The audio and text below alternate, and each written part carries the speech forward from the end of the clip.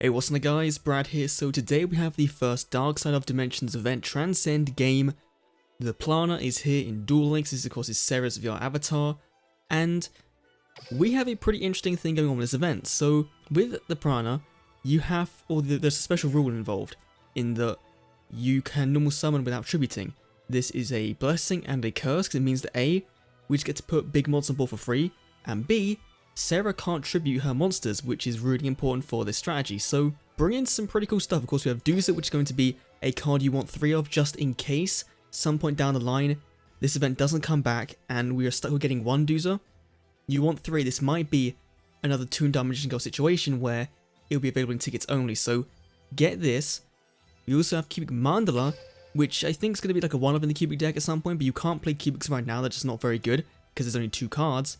But we also have some other cards, some other event reward cards like Constellas. Of course, we talked about those as well.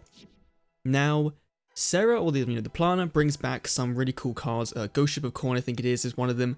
There's like another reprinted event card as well. So there's a few older event cards coming back as drops, which is pretty nice.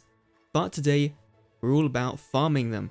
And we have a pretty interesting deck. So this one, I can't remember the name of the guy over in Dunksmeller that actually built the base of it. But it is a vanilla light deck. It's very free to play, as you can see.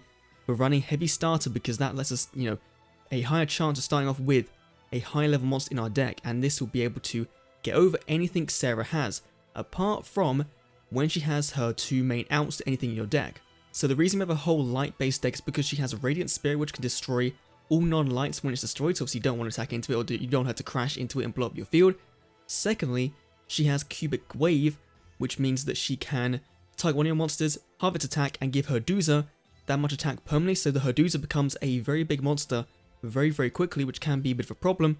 And then she has a trap card for Constellas, which basically makes it so that if a Constellar battles that turn, the monster it battled is returned to the hand. So can clear your board very easily, so what you want to do is have some outs to that, which is why we have World Legacy Clash. Now you'll see in some of my other videos, in other replays, and of course I have the deck list on the side as to which deck is involved, I'm going to also be using a deck with Power of the Guardians in it, because that's what I was running in the first place, and it was doing very, very well for me, but I found that Clash was just that bit better in being able to out those strategies, because, if they play their Cubic Wave, you can then banish your monster, make their Doozer 0, and then the whole effect of that wave is gone. You just need to make sure you have another monster on board, and then you're fine. If they play the Constellar Trap, of course, you banish this, you target their monsters attacking in, it becomes 0, and then maybe at most, one of your monsters will go back to the hand, because, she won't really use that card unless she has a way to out most of your board, or if you attack into one of her monsters when she has like 2 Constellars on the field and one in the back row. Just make sure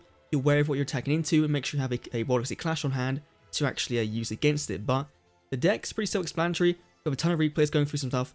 I did miss playing some of them, so you will note that some things don't work out as intended, but I got 8,000 score for every single one of these farms, so it's pretty good. So yeah, hopefully this guys helps you. Let me know down below if you've been using anything else to farm the unknown Duelist, the Plana, and yeah, let's get right into them.